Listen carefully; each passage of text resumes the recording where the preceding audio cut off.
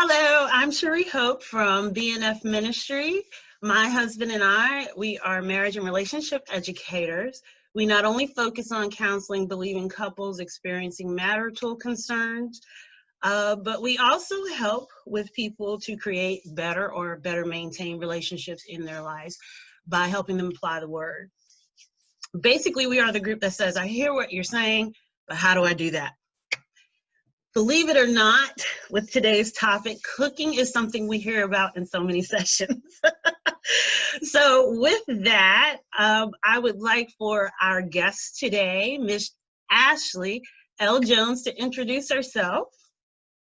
Hi, Sheree. I'm so excited for you to be our hostess today and for us to have a chance to talk about something that you and I talk about a lot off air. But first, yes, my name is Ashley L. Jones, and I'm an author, and I write mostly faith-based books, but my debut book is called Modern Cast Iron, The Complete Guide to Selecting, Seasoning, Cooking, and More. And so this book is landing on the cookbook shelves in bookstores everywhere on August 18th, which just blows my mind. I am not a chef. I am a home cook. And so it's been a faith journey of my own, but I wanted to talk with you today about something. It's kind of the intersection between the faith side and the cooking and the cast iron world, and that is when we gather as a family around the table and the importance of that. And then maybe if we have some time, even some tips and tricks for parents, because I know as a mom myself, I have a 20-month-old now, which I can't believe he's that old. We're still in months, but he's still a 30-pound whopper. You know, life is different. So gathering around the table is just something that I think has just been really important. So I wanted to pick your brain with your background on what you're seeing from couples, from families as they're talking to you, especially now we're in this period of social isolation. Everything's pandemic, everything's COVID, everything is stressful and confusing. And I think this might be coming up more than ever. So I found this quote this week. It said, it was a study, and it said that they explored the possibility that family meals may serve as a proxy measure for family connectedness. Now, this was in 2004. So in other words, if they were trying to figure out how connected a family was, all they had to look at was how many meals the family had together while sitting around. That's interesting. And I would love to talk about that because I was a single mother in 2004. So yeah. I may have a different perspective on that. Before we dig a little further, I think it's fair for people to find out how we know each other. Because my husband and I are foodies, and we generally try the local restaurants and everything. So I don't want people to assume that our connection is a food connection. It's not. We actually know each other from Tallahassee Christian College and Training Center. We are both graduates of the school, and not only is she an author, ladies and gentlemen, she's an amazing teacher. She's probably going to argue with me on that. But I have been in 2 of her classes, and she is just wonderful with the things that God has given her, the gifts and talents, and being able to help train and get other people prepared to do those same things within their own ministry. So when I heard you were doing a cookbook, especially in an area I had been really wanting to learn, which is how to use cast iron pots and pans, I was excited, and you are such a trusted source for that information because what I know of you is you don't give out false information. You know, you're not just marketing something just to do that. You are talking about something you believe in. Yeah, you're right. And gosh, I can't even remember when you and I met, but we have definitely developed our good friendship over the years based on a lot of different things. And it's neat to be able to share this new thing with you, which I've been sharing with my friends lately quite a bit. And that's how the book came about. I started actually, I got this idea to write this book because I had been studying cast iron for several years for the health benefits of it. And so I love the nostalgia of it, but it was the health reasons that really got me stuck on it. And so basically the short version of that is that a lot of cookware out there is harmful to your health. And I'm specifically referring to chemical nonstick pans. Okay, now hold on, cuz. Don't tell me you still have chemical History. nonstick pans. I'm going to be honest with you, Ashley. I did not understand the health component to the extent of what I know today until I started following you. You know, I'm going to be honest. Okay, I wanted to cook with cast iron most of my adult life.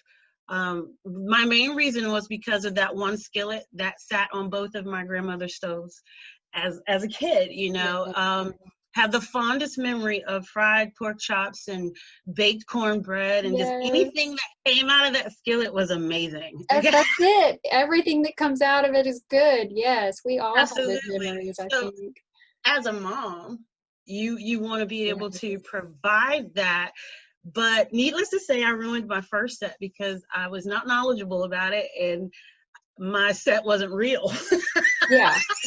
So it rusted after the first use. And what was funny is no one could help me with the set because everybody had moved on to Teflon, Yes. nonstick items, and nobody really had any knowledge on the cast iron. And I had lost my grandmother who used it the most. So no real help there, but I just kind of said, okay, well, I guess that time has passed, not knowing it was going to make a comeback. Yay. Yeah, you just said exactly what's happened in our entire society, and that is that we've had a generational gap because we had the lighter aluminum and nonstick products came on the market. So in the 70s, we started to lose the cast iron, and then that generation has now passed away. And so we have a generational knowledge gap, and it is making a comeback for a lot of reasons. And I think the health benefit is probably the main one that's really pushing it, but there's definitely that nostalgia factor and the fact that we all miss our grandmas, you know, and it's a link. It's a link. Even if it's not her pan, it's still a pan, and we can make food like she makes it. And the only way to make some of those things is to make it in cast iron. Like you can try in something else. It's just not going to come out the same way. It's not going to taste right. And so, yeah, there is definitely a resurgence. The short answer to the issue of the nonstick is that the chemicals that are used to make it gas off during the cooking process. And so you are inhaling them. It's called toxic fume. And in fact, if you have a pet bird, it can actually die if you are cooking with nonstick in the same house. When I learned that, my mom told me, and I thought she was, I thought it was an old wives' tale or something, and I looked it up and it was true, and that was it. If you can kill a bird, I don't want to inhale it. I can definitely understand that. What would make me wonder how, did we get into that? I guess when life started getting fast, well, cooking started getting fast. Yes, the that's need it. to prepare and serve got faster. And I can tell you that was me as a single mother, knowing that my nonstick pans could get me in and out of that kitchen because I could cook on high as much as I wanted to and trust that it wouldn't go wrong. Well, that's what you thought because that's what you were told. The problem is you really cannot put a nonstick pan on high. It will reach its threshold, which is 500 degrees Fahrenheit, and it will gas off and you will not know it.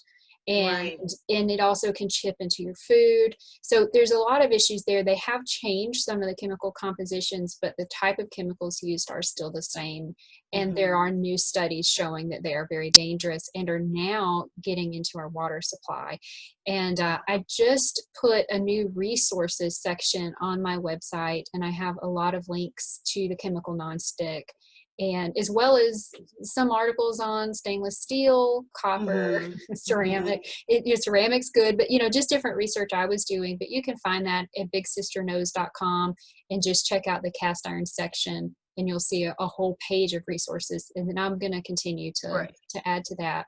But that's great. There are a lot of concerns that people have, all different kinds of concerns about different cookware and about what they eat. And to me, for us, cast iron was the no-brainer because it added iron into our food. And well, I learned that from you. So Yep. that's great. Yep. And I tend to be anemic. And so I benefit from eating in cast iron. So it kind of became a personal challenge for us. It's kind of like, okay, can I make this in cast iron? Yeah, And, I find myself doing that now. For me, growing up, if the food was good, you did well. It wasn't about how you cooked it, or like, was it lard, was it Crisco, was it yes, did it taste good? tasted good. You And we did were well. healthier. That was your measure stick. Now we're paying the price for some of those decisions that we made back then. But here is a non-health decision for me that really pushed me forward. Not growing up here in Florida, I spent a lot of summers here, but we were blessed, my siblings and I were blessed that we weren't really here for hurricanes. And so I got married, moved to Tallahassee 2015, 2016. And with the exception of last year, I have experienced a hurricane. Mm-hmm. And so each time we have been without power for at least a week. And when you have kids in the house, that's a nightmare. And so that last year, I want to say it was Michael, and I was trying to figure it out again. Okay, great. This time we at least have the gas grill. But then the list of what you can cook on the gas grill gets short and boring after a while.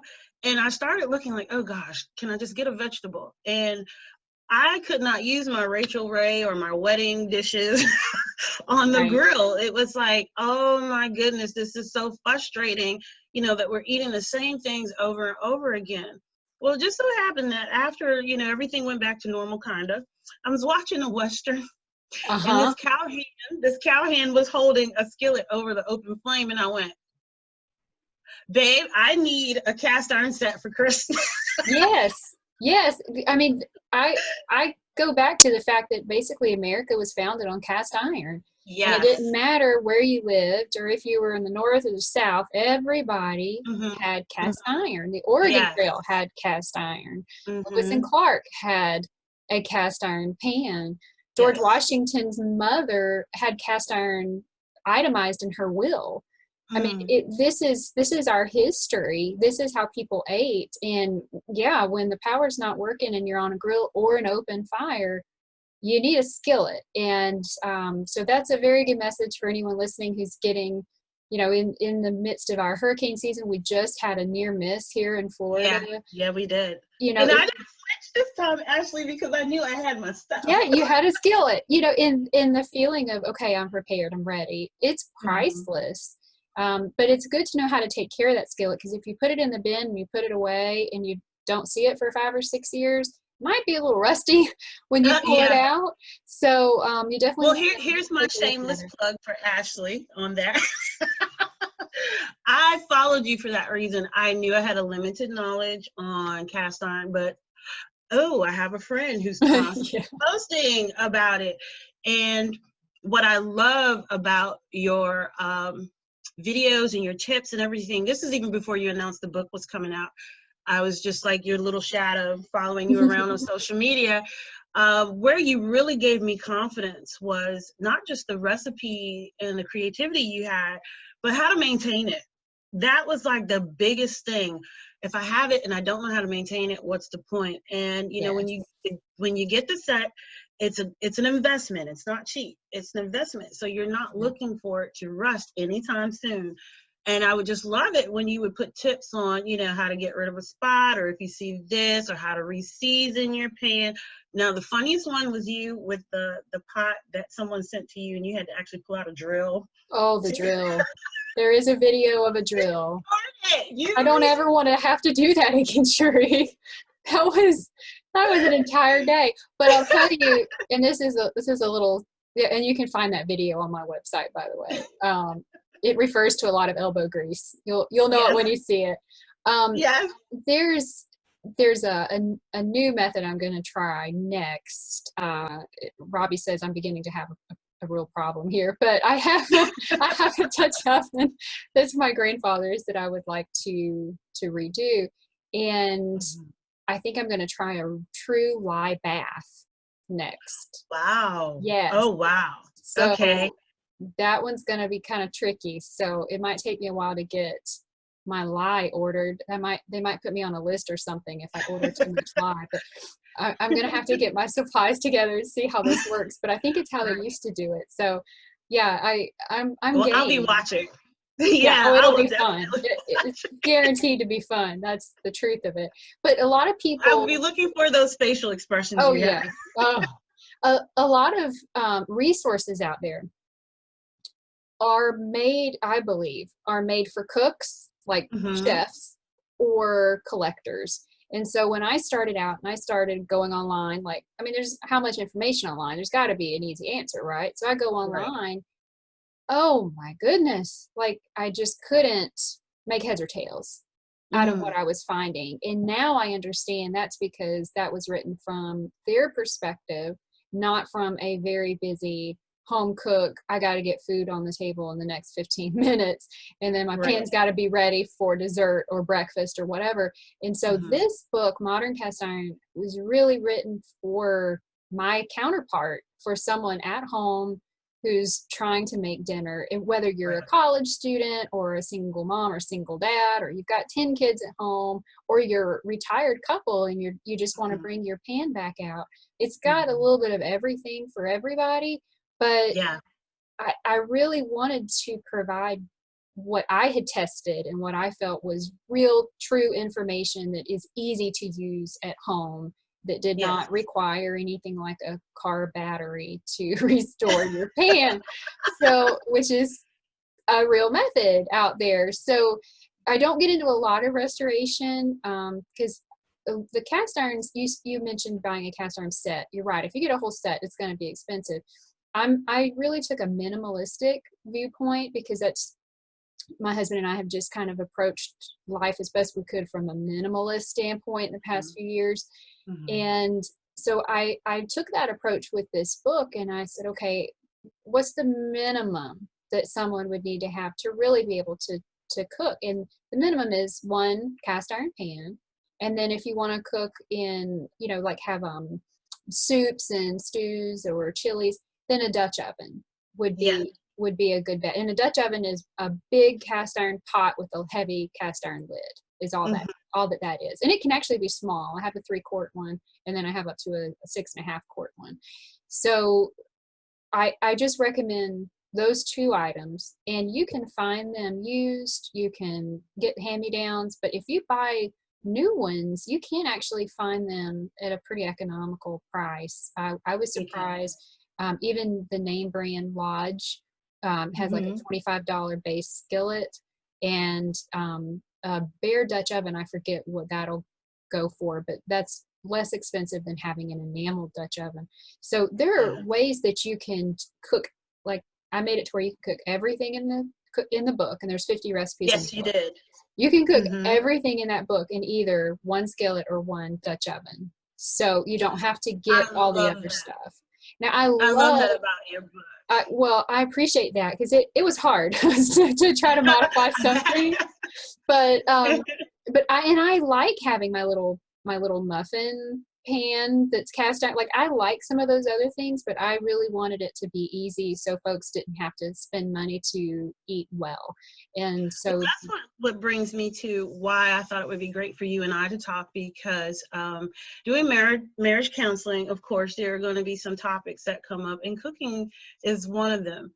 Um, hmm, who's going to do the cooking or the majority of the cooking, yeah, how you cook, if you are the cook, and um, can you cook?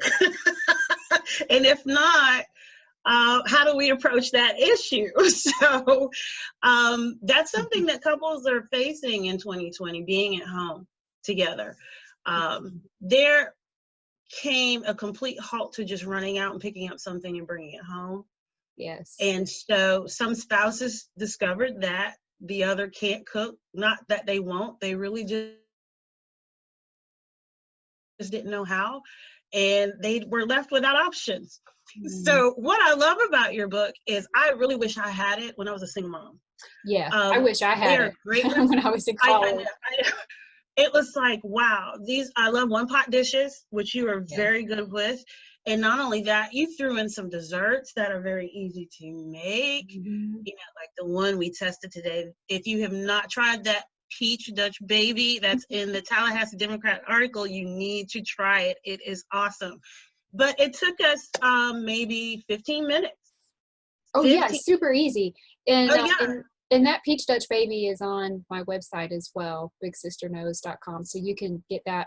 And of course it's in the book, but I had never had one before, but it's a cast iron staple. You have to Mhm. make it in cast iron.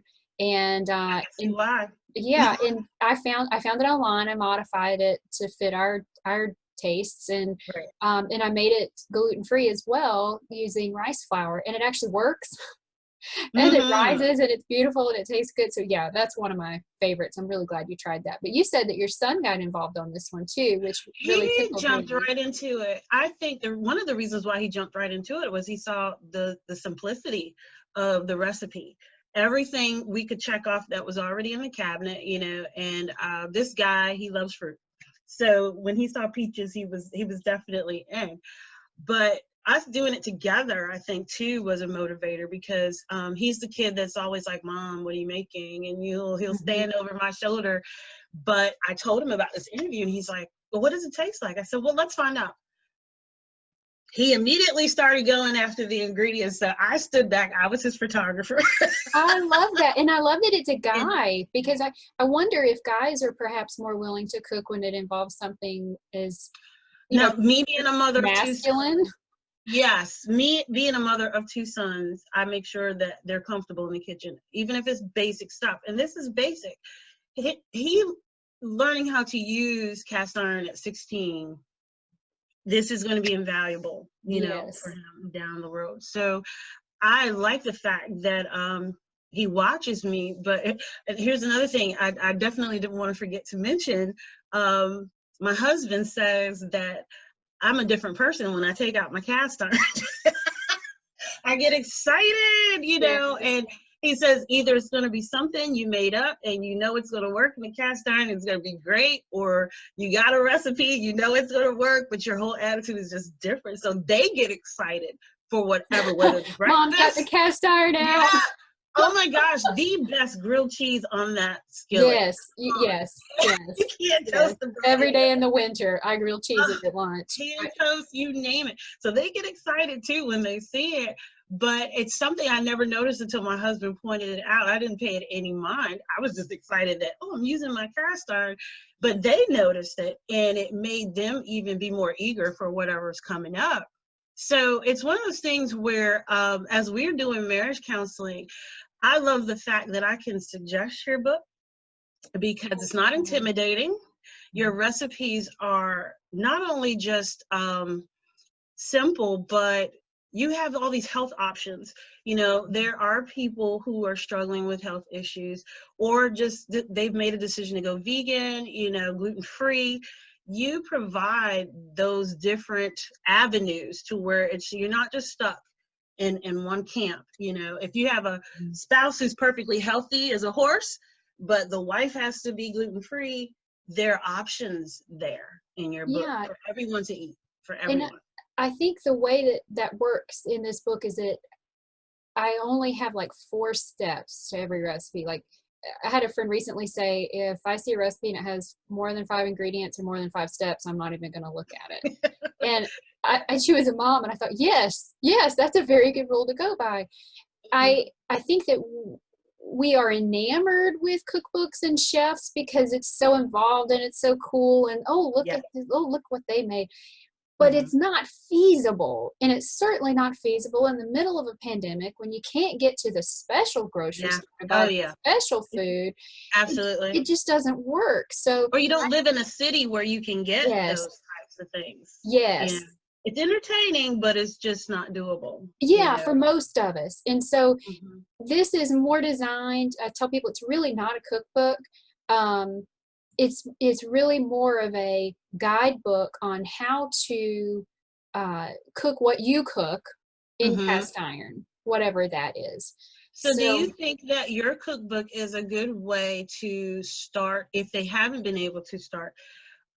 bringing families together to the table, because they're simple recipes. You're not going to kill yourself for 3 hours in the kitchen, and No, then you're too tired to even eat what you no. made.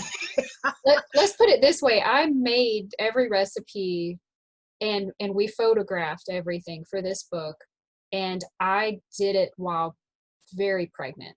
Yeah, I mean, yeah. that was the surprise, is that, oh, we're gonna do a book. Oh, we're pregnant too. Okay. Remember, yes, So yeah.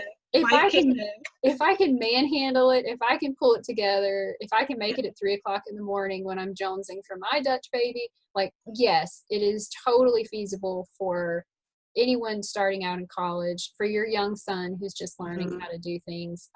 Yes, that is absolutely the whole point. And then if you want to elaborate, that's great. That's what all of his recipes on Pinterest are for, is you can go out there and add all these other funky ingredients or put a Yeah, twist on it. But this he is, did. He put pineapples in his. oh, there you go. And I Yeah. know someone else who put blueberries in it. Like, Mhm. there's so many different ways to modify a basic recipe, but you got to know the basics. And so that's really Basics. Absolutely. what this is to get you started. Yeah. But it goes from apps to breakfast, lunch, dessert, dinner, like the whole gamut. I've got stuff in it Yeah. for the whole gamut, because I wanted people to be able just to pick a recipe and be able to do it. Awesome. Well, again, it's a great book to refer, and for those who are listening or watching, it's a great book to try to motivate people to come together in that kitchen. Like my son and I are a husband and wife who like to cook together, but they're just not that sure as to what they can do or the time. You know, let's talk about, before we run out of time, let's talk about some of the things that are happening right now with our time together with family and eating together, especially with social distancing, because, you know, even people who are working from home, they're finding that their time is also just as bad as it's been in the office.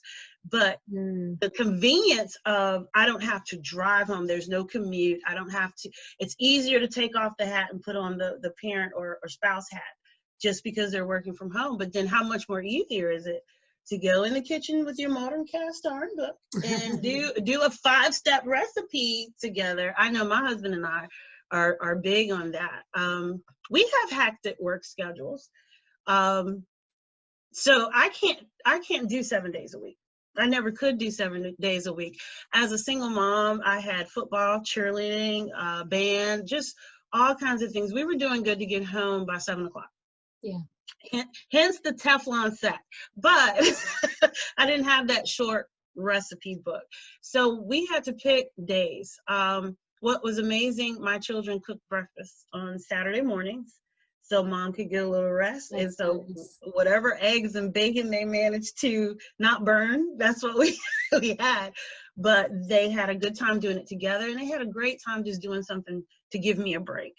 Yeah. But Sundays was the icing on the cake. They always knew Sunday was going to be that meal that we had together, you know, because we just couldn't pull it off during the week.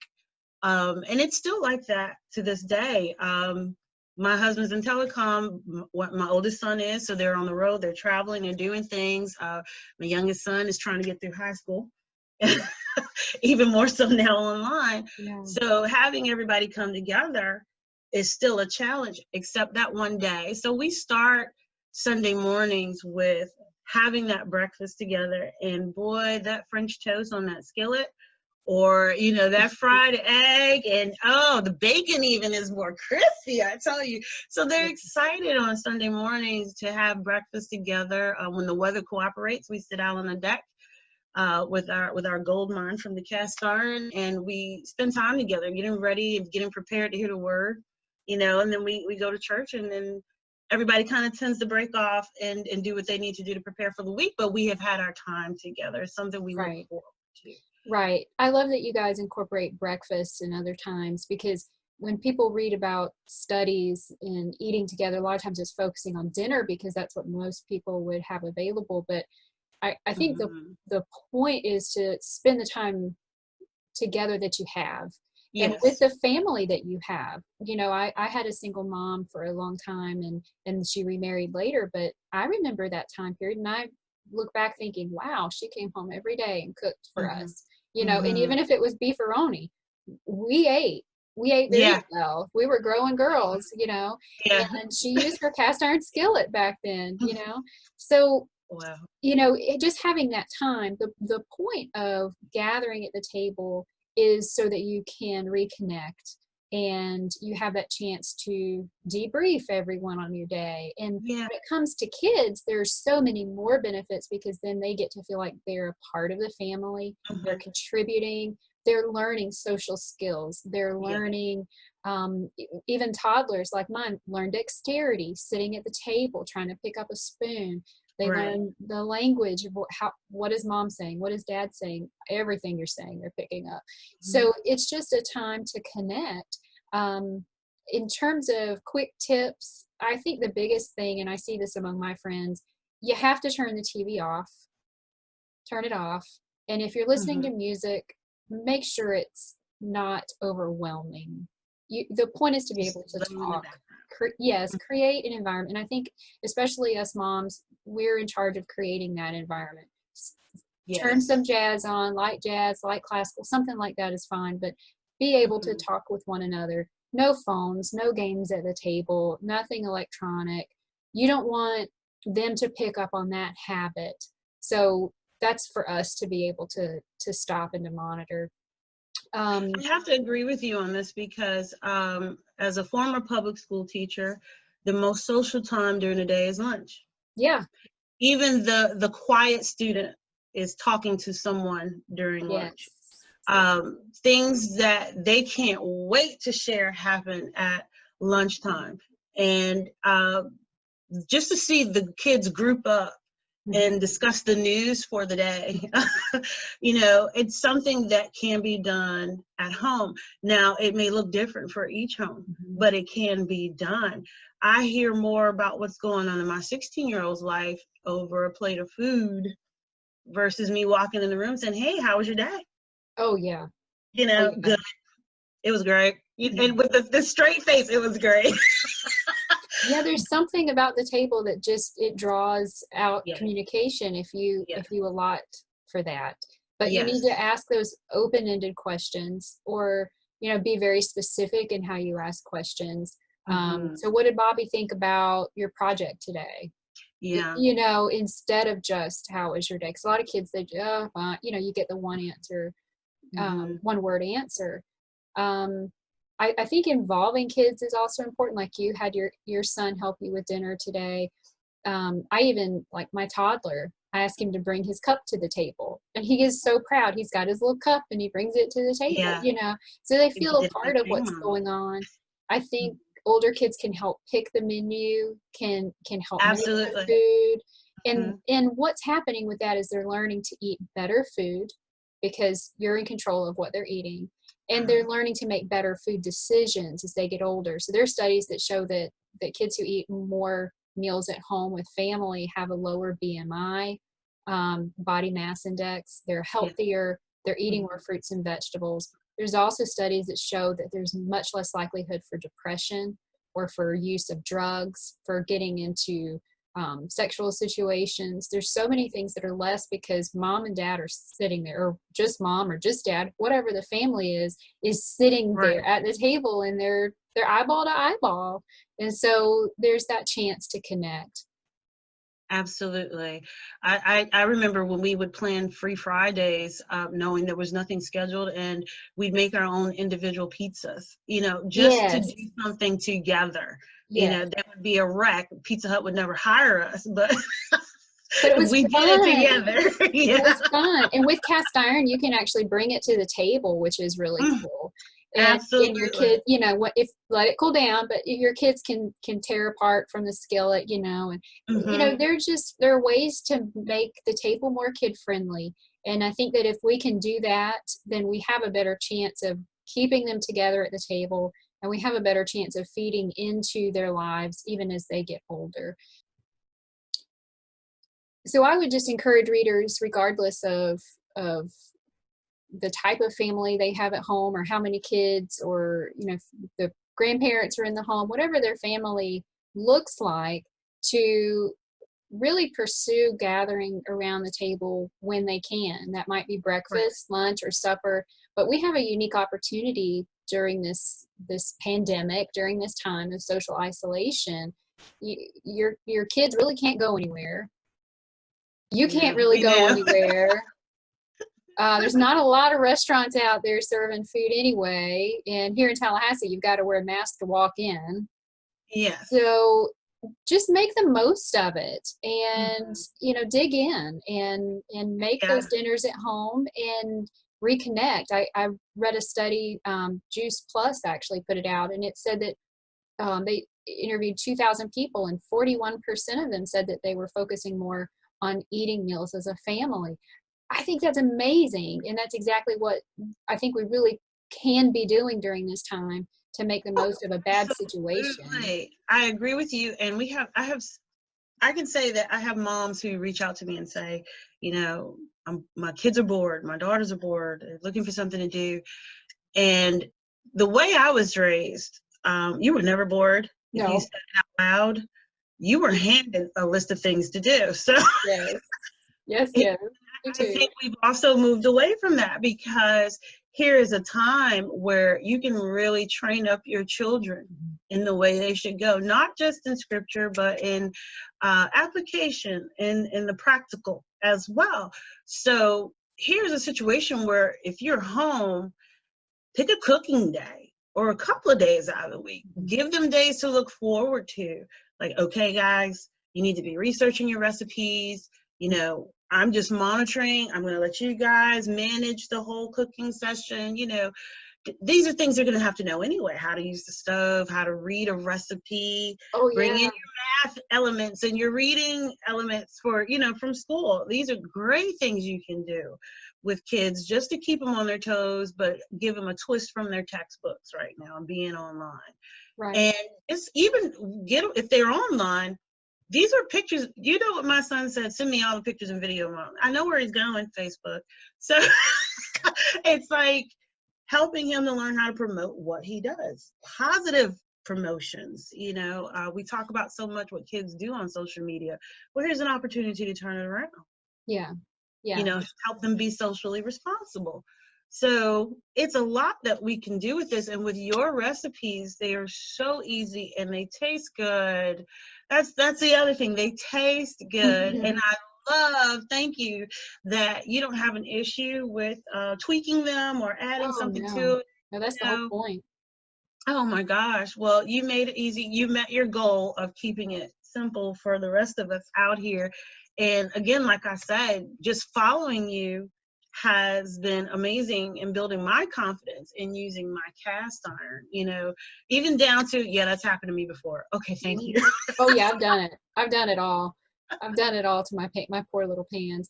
But I agree, we need confidence in the kitchen, Yeah. whether you're the mom or the dad or the Mhm. young student. If Yeah. you're going to cook, you need to have some confidence in it. And to me, the easiest thing to cook on is cast iron. It's the hardest thing to burn in. I'll burn in anything else, but I don't typically burn in cast iron. So Well, you don't need wooden stuff, like you can't use metal in your Teflon right, and you can use anything in cast iron. anything. Yeah. That thing will not, if it scratches, it's not real cast Not iron. that's it. If it scratches, it's not cast iron.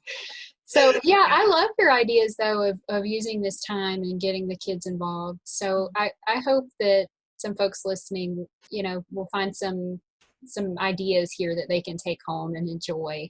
So if Absolutely. we've done that, then we've done our job today. Well, tell us about your book signing before you go.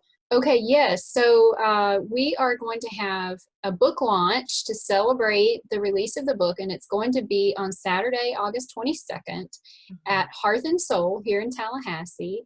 And Awesome. yes, and it'll be from 1 to 3 p.m. There is now a Facebook event out there. You can pre-order the book on Hearth and Soul's website. If you'd like to do that, we'll have autographed copies. We're going to have cooking demos. If you have issues with your pan, you can bring your pan in and we'll troubleshoot it there. Yeah. And, Great. see what might need to be done with it. We're just going to have a lot of fun. So 1 to 3 on August 22nd at Hearth and Soul in Tallahassee. Awesome. So yeah, so let them know if you plan on going. Check out that Facebook event.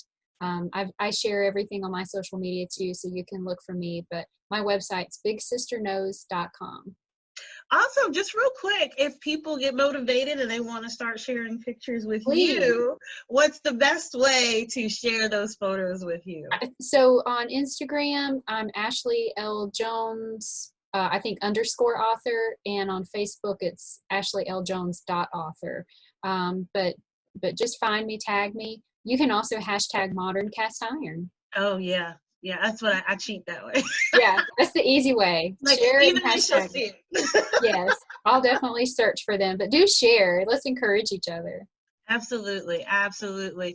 Well, thank you so much, Ashley, for, just discussing this topic with me today. And we definitely want to thank Doug Apple at Yes. Wave Radio 94.1 for giving us this avenue as well to share this excitement and a blessing in the midst of the storm. We know that COVID-19 has just caused a real storm in a lot of lives, but as God is always faithful, we are able to find those good things in the storm, find him in the storm. And for those of us experiencing the 24/7 at home with family, we are continuously finding those blessings, but now we can do it over food. Yeah. Thank you, Ashley. All right. Thank you, Sheree. No problem. You have a wonderful day. All right. You too. All right. Bye-bye.